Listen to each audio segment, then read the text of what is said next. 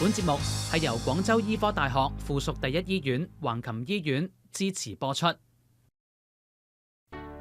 暗瘡同毛囊炎反反复复，喺中醫角度又點樣治療啊？我哋一齊去問下醫生啦。從我比較多嘅臨床經驗去睇到啦，其實更多嘅病人嘅根本啦，都係以一個腎陰不足、虛火上炎，有一個上火過旺嘅情況出現嘅。咁有啲女病人嘅話咧，可能仲有一個沖任不調嘅情況。所以喺個臨床經驗當中啦，我可能治療方向都係以治腎為主嘅。咁會兼顧翻我哋會治翻肺熱啊同埋胃熱呢兩個情況啦。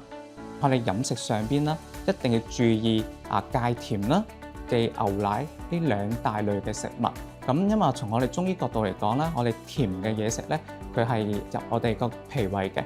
久而化之咧，咁佢就比較容易化熱，化熱之後佢就會容易上攻於我哋嗰個面目，咁慢慢就會形成一個暗瘡嘅表現。咁另外一個啦，可能油膩類咧，因為佢都會導致我哋脾胃運化慢慢去變差嘅，咁所以油膩類嘅食物咧都盡可能避免。咁除咗飲食清淡啲之外，中醫又有啲乜嘢湯水可以推薦呢？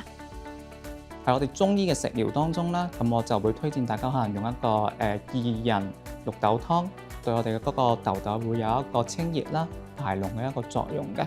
咁除咗呢一個之外啦，我仲會有一個就推薦俾大家，對於一啲工作壓力比較大啊，或者學業比較繁重嘅一啲痤瘡嘅病人，咁就係我哋一個清熱兩花湯。咁佢就係有金銀花啦，同埋玫瑰花，咁大家可以準備各6克啦。平時日常咧都可以沖水啊，或者係泡水去進行一個內服嘅。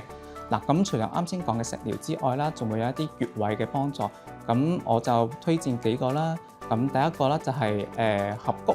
合谷啦，佢屬於我哋大腸嘅原穴，佢具有一個疏散便部風嘅一個作用嘅。咁第二個啦就係我哋曲池穴。曲池啦，佢可以對抗到我哋一啲膿腫型嘅痘痘，佢因為佢可以有一個清瀉濕熱嘅作用。第三個就係三陰交，三陰交啦，佢就係我哋肝脾腎三經交匯嘅一個交匯穴嚟嘅。咁所以咧，佢具有一個調節到我哋嗰個月經不調啦，或者調理沖任啦等等一個作用，對於我哋呢啲女性月經所導致一啲痤瘡咧，咁就特別有效。